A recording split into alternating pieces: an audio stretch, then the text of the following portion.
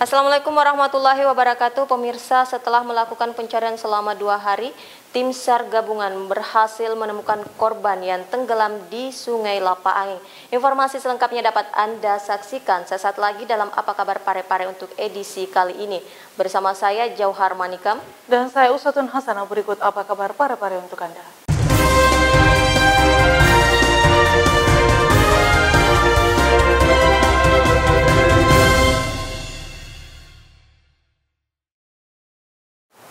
Pemirsa, rapat paripurna kembali dilaksanakan oleh DPRD Kota Parepare dengan agenda pendapat akhir fraksi DPRD tentang restribusi jasa umum. Pada kesempatan tersebut juga turut hadir Wakil Wali Kota Parepare, Haji Pangeran Rahim. Wakil Wali Kota Parepare Haji Pangeran Rahim menghadiri rapat paripurna DPRD Kota Parepare yang dipimpin Ketua DPRD Kota Parepare Haja Andi Nurhatinati PSOS. Pada rapat paripurna yang digelar di lantai 3 ruang rapat paripurna gedung DPRD Kota Parepare dengan agenda pendapat akhir fraksi-fraksi DPRD Kota Parepare terhadap Ranperda tentang perubahan ketiga atas Peraturan Daerah Kota Parepare Nomor 2 Tahun 2012 tentang retribusi jasa umum pada Senin 29 November 2021. Pendapat akhir fraksi-fraksi DPRD Kota Parepare terhadap Ranperda tentang perubahan ketiga atas Peraturan Daerah Kota Parepare Nomor 2 Tahun 2012 tentang retribusi jasa umum disampaikan oleh masing-masing juru bicara, diawali dengan pendapat akhir fraksi Fakar Indonesia dengan juru bicaranya Haja Haryani. Atas nama fraksi Amanat Kebangkitan Rakyat Indonesia, saya sampaikan terima kasih kepada Wali Kota Parepare beserta seluruh jajarannya yang telah mengikuti dan membahas Ranperda ini dalam pembicaraan tingkat 1 bersama DPRD Kota Parepare. Fraksi Golongan Karya dengan juru bicaranya Haja Indriasari Eskom. Sebagai jenis retribusi yang dikenakan atas jasa umum, yaitu adalah jasa atau pelayanan yang disediakan atau diberikan pemerintah daerah untuk tujuan kepentingan dan kemanfaatan umum, serta dapat dinikmati oleh orang pribadi atau badan. Dari fraksi Gerakan Indonesia Raya dengan juru bicaranya Insinyur Haji Andi Amir Mahmud. Keberadaan peraturan daerah selain sebagai regulasi di tingkat daerah juga merupakan sebuah hal yang dapat mendorong laju pembangunan yang tidak hanya pembangunan dalam hal ekonomi. Dari fraksi Demokrat dengan juru bicaranya Haji Bambang Nasir SH. Mengacu pada asas pemerintah yang baik, maka pemerintah dalam hal ini berusaha untuk mengakomodir masukan-masukan dari masyarakat yang juga merupakan subjek retribusi jasa umum dan juga berusaha untuk melakukan penyesuaian terhadap potensi penerimaan daerah. Fraksi Persatuan Bintang Demokrasi dengan juru bicaranya Haji Sudirman Tansi SE. Undang-Undang 48 tahun 2009 tentang pajak daerah, sebagaimana telah diubah dengan Undang-Undang Nomor 11 tadi tentang Cipta Kerja, sehingga perlunya dilakukan perubahan ketiga atas Peraturan Daerah Kota Parepare Nomor 2 Tahun 2012 tentang retribusi jasa umum. Sahril Sandi, TV Peduli mengabarkan.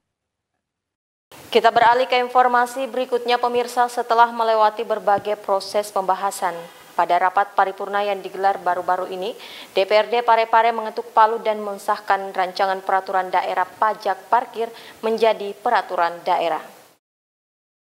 Dewan Perwakilan Rakyat Daerah atau DPRD Kota Parepare menggelar sidang paripurna dengan agenda persetujuan bersama antara DPRD Kota Parepare dengan Wali Kota Parepare terhadap penetapan rancangan peraturan daerah Kota Parepare tentang pajak parkir menjadi peraturan daerah. Rapat paripurna ini dipimpin Ketua DPRD Kota Parepare Haja Andi Nurhatinati PSOS, didampingi 2 Wakil Ketua Haji Tasming Hamid SMH dan Muhammad Rahmat Samsu Alam SH, dan dihadiri Wakil Wali Kota Parepare Haji Pangeran Rahim pada Senin 29 November 2021. Dewan Perwakilan Rakyat Daerah Kota Parepare Nomor 1 Tahun 2019 tentang tata tertib DPRD pasal 120 ayat 1 huruf B, jumlah anggota DPRD Kota Parepare yang hadir dan telah menandatangani daftar hadir sebanyak 17 orang dan sudah quorum, maka rapat paripurna dapat dibuka. Dengan mengucapkan Bismillahirrahmanirrahim, rapat paripurna DPRD Kota Parepare rapat ke-96 masa persidangan ke-1 tahun sidang ketiga tahun 2021 saya buka secara resmi dan terbuka untuk umum. Laporan hasil pembahasan Ranperda Kota Parepare tentang pajak parkir menjadi peraturan daerah dibacakan oleh Sekretaris Pansus Andi Fudail SE. Pada konsideran mengingat ditambah satu aturan perundang-undangan. Penambahan yang dimaksud yaitu Peraturan Pemerintah Nomor 55 Tahun 2016 tentang Ketentuan Umum dan Tata Cara Pengurusan Pajak Daerah Lembaran Negara Republik Indonesia Tahun 2016 Nomor 214. 2. Pada bab 1 Ketentuan Umum Pasal 1 ditambah 1. Pengertiannya yaitu surat ketetapan pajak daerah yang selanjutnya disingkat SKPD adalah surat ketetapan pajak yang menentukan besarnya jumlah pokok pajak yang terputar. 3. Pasal 9 selengkapnya berbunyi, tarif pajak parkir ditetapkan sebesar 20%. Pasal 4. Pasal 21 ayat 1 ditambah 1 huruf yaitu A. SKPD sehingga selengkapnya pasal 21 ayat 1 berbunyi 1. Wajib pajak dapat mengajukan keberatan hanya kepada wali kota atau pejabat yang ditunjuk atas A. SKPD, B. SKPDKB, C. SKPDT, D. SKPDLB, E. SKPDN, dan F. Pemotongan atau pemungutan oleh pihak ketiga berdasarkan ketentuan perundang-undangan. Membacakan sambutan tertulis Wali Kota Parepare Dr. HM Taufan Pawe SHMH, Wakil Wali Kota Haji Pangerang Rahim menyampaikan apresiasinya dan ucapan terima kasih yang setinggi-tingginya kepada seluruh anggota Dewan yang terhormat atas ditetapkannya Ranperda tentang pajak parkir menjadi peraturan daerah. Terima kasih kami sampaikan kepada fraksi-fraksi Dewan Perwakilan Rakyat Daerah atas pernyataan yang menerima dan menyetujui rancangan peraturan daerah untuk ditetapkan jadi peraturan daerah Kota Parepare.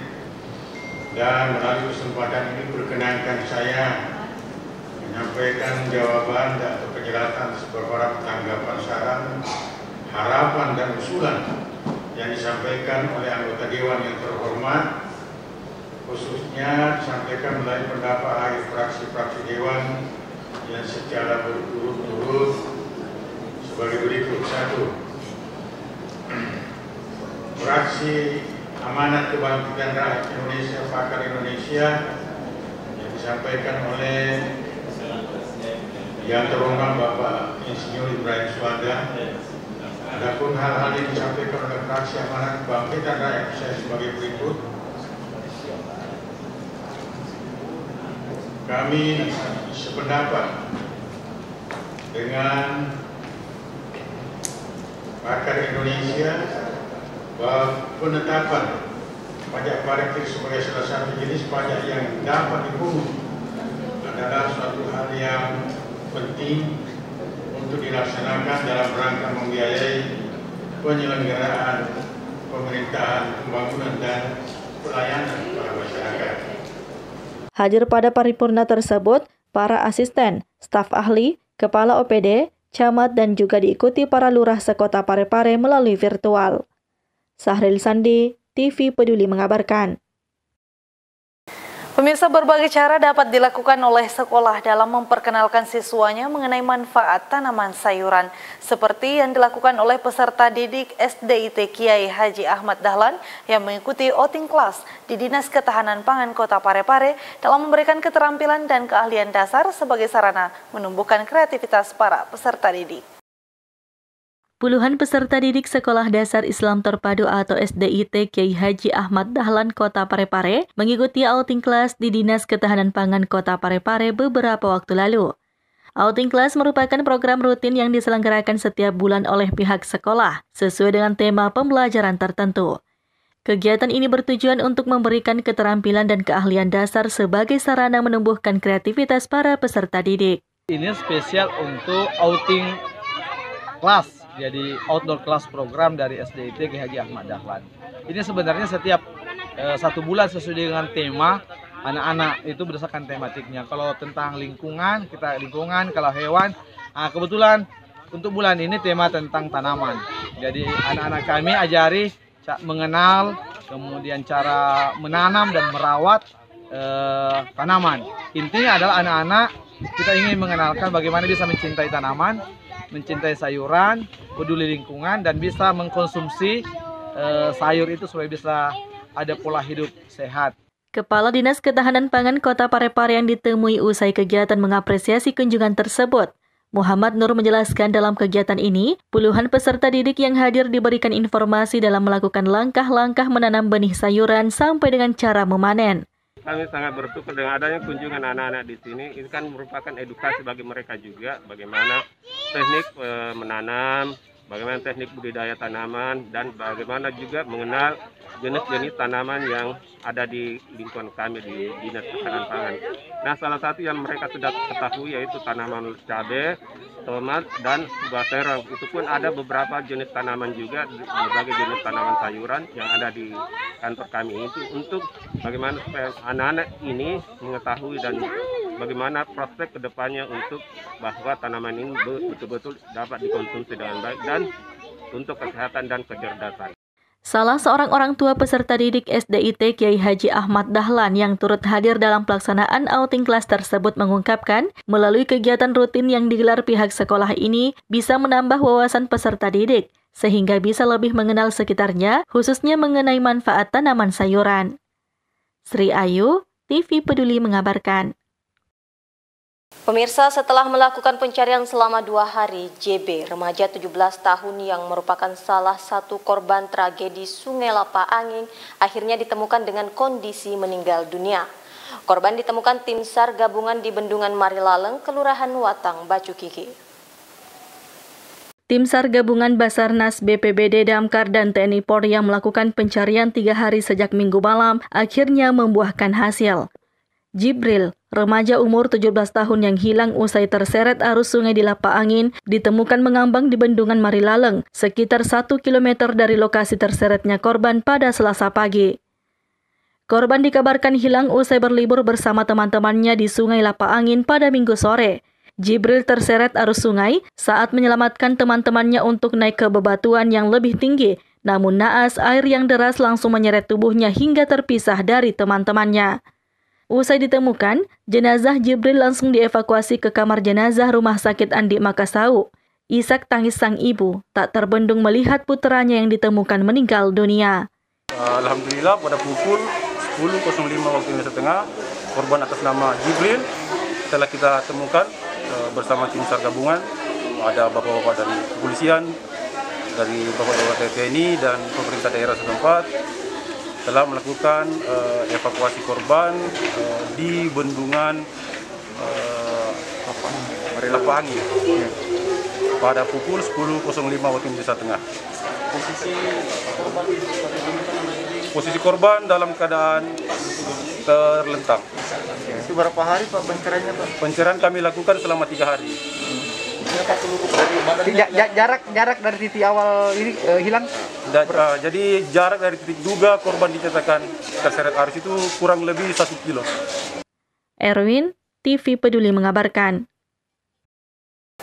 PGRI Kota Parepare melakukan senam pagi dan aksi bersih pantai. Kegiatan ini masih dalam rangka memeriahkan peringatan Hari Guru Nasional dan juga Hari Ulang Tahun PGRI ke-76.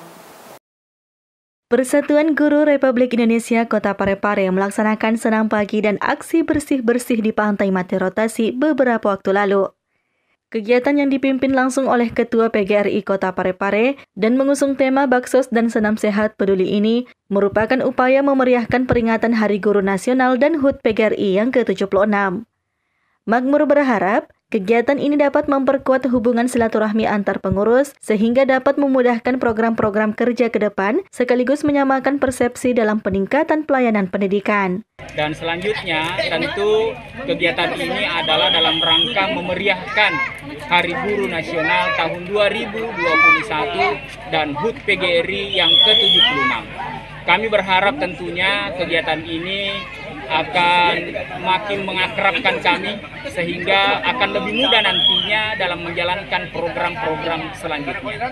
Kami juga berharap tentunya teman-teman semua yang berperan dan berpartisipasi dalam rangka Hari Guru Nasional, ayo kita memberikan sumbangsi kita, bagaimana kita bisa berkolaborasi, memberikan yang terbaik untuk Kota Parepare, khususnya di bidang pendidikan.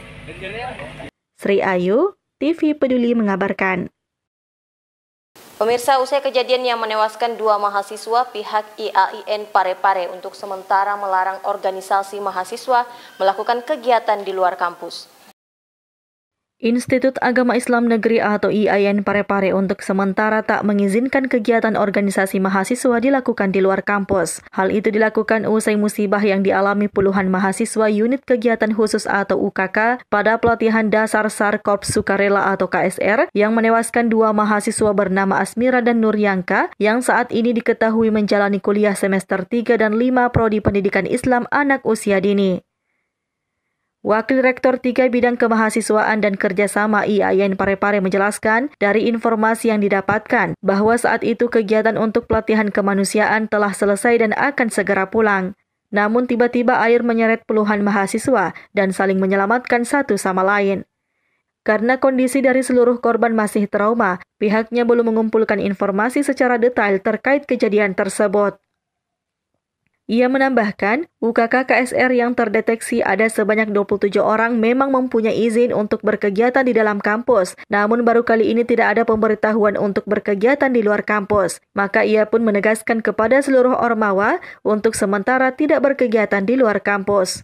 Pelatihan fisik, ada praktek lapangan, itu jadi di situ skenario mereka. Jadi untuk teori dengan fisik itu dilaksanakan di kampus. Internal di kampus. Lapangan kadang mereka memilih lokasi di mana dia bisa menerapkan teori-teori yang mereka dapatkan di forum itu tadi. Ya, kita ketahui KSR itu kan misinya misi kemanusiaan. Berarti mereka harus juga mencari lokasi yang mana di situ mungkin ya lokasinya itu yang bisa melatih, membina karakter dari pesertanya itu untuk bagaimana bisa memenuhi prinsip dari KSR itu. Jadi kaitannya dengan izin, ya untuk berkegiatan di kampus kami memberikan izin untuk berkegiatan di kampus. Pada saat dia keluar itu tidak biasanya dia komunikasikan, tapi ini dia tidak komunikasikan. Nanti saya tahu mereka berkegiatan di luar setelah kejadian. Nur Fadila Wahid, TV Peduli mengabarkan. Pemirsa, Institut Teknologi B.J. Habibie akan membuka pendaftaran mahasiswa baru di awal tahun 2022 mendatang melalui beberapa jalur seleksi, di antaranya seleksi mandiri yang khusus untuk kota warga Parepare dan sekitarnya juga bisa melalui jalur prestasi. Institut Teknologi Baharudin Habibie atau ITBH akan membuka pendaftaran mahasiswa baru pada awal tahun 2022. Setelah pemindahan 7 pegawai pemerintah daerah ke ITBH, menunggu penerimaan pegawai CPNS dan kepengurusan sarana dan prasarana kampus, pihaknya akan membuka penerimaan mahasiswa baru bersamaan dengan beberapa jalur. Jalur seleksi tersebut diantaranya SNMPTN, SMBPTN, seleksi mandiri khusus kuota warga Parepare dan sekitarnya, juga bisa melalui jalur prestasi. Rektor ITBH Ansar Suyuti mengatakan, pihaknya nantinya akan membuka 3 prodi yakni Matematika, Sistem Informasi dan Teknik Informatika dengan jumlah mahasiswa masing-masing 160 orang. Untuk 3 program studi, tapi itu kan nanti tahun depan ya, 2022. Jadi seperti itu. Nah, kemudian dari sekian banyak yang kita ini kan, insya Allah nanti bulan 2 itu sudah mulai penerimaan namanya SNMPTN, Seleksi Nasional Masuk Perguruan Tinggi. Jadi bersamaan seluruh Indonesia ya. Itu yang SNMPTN. Kemudian setelah itu nanti akan lanjut di SBNPTN, Seleksi Bersama seluruh ini. Kemudian ya kita juga mengharapkan ada kuota khusus untuk warga Parepare. Itu nanti akan kita lakukan namanya jalur mandiri. Dan ada juga nanti jalur prestasi. Itu nanti yang kita harapkan itu kuota khusus untuk orang Parepare dan sekitarnya. Nah, ada berapa nih mungkin kalau kuota khusus Parepare? Kami mungkin rencananya dari 3 prodi itu mungkin setiap prodi kita akan meminta. Wahid, TV Peduli mengabarkan. Pemirsa, untuk mengantisipasi hal yang tidak diinginkan apalagi pada kondisi cuaca yang kurang bersahabat seperti saat ini, Anda perlu waspada dengan kehadiran binatang yang mungkin saja muncul secara tiba-tiba. Pasalnya dalam sebulan ini Dinas Pemadam Kebakaran dan Penyelamatan telah mengamankan 10 ular di pemukiman warga. Hingga menjelang akhir bulan ini, personil damkar telah mengamankan sekitar 10 ular berbagai jenis di pemukiman warga. Terakhir, personil damkar Kota Parepare, Sulawesi Selatan kembali menangkap ular sanca batik sepanjang 2,5 meter di atas plafon rumah warga yang berada di Jalan Langsat, Kecamatan Bacokiki, Kota Parepare, Sulawesi Selatan. Ular dengan bahasa Latin Malayopiton reticulatus ini terlilit di balok atap rumah warga dan nyaris masuk ke dalam kamar tidur. Keberadaan ular sanca batik itu di rumah warga diduga karena tengah memburu tikus sehingga terlilit di atas atap rumah warga. Tibanya di sana kita sempat kewalahan karena medan sempit. Pak, ularnya di mana sih, Pak? Ularnya di atas atap, terus di daerah Jalan Langsat. Itu dari rumah warga, Pak? Dari rumah warga. Jadi melilit di atas atap, Pak ya? Menurut ininya di sana tadi katanya cuma di atap asap. Di atap ya? Lu belum sampai ke bawah, ke kamar, Pak? Belum. Tapi kira-kira itu ular, Pak, kenapa bisa ada di situ, Pak? Apakah cari makan atau gimana? Barangkali cari makan karena saya lihat ini masih kurus ini. Pak, dalam sebulan terakhir ini, Pak, ada berapa ular di dalam sebulan ini sekitar menghampiri 10 ya. Erwin, TV Peduli mengabarkan.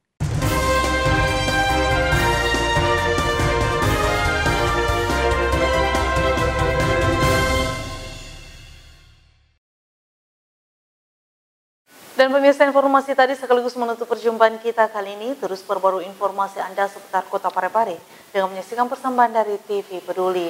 Dan ingat untuk selalu menerapkan protokol kesehatan dengan rajin mencuci tangan, menjaga jarak, dan memakai masker saat beraktivitas.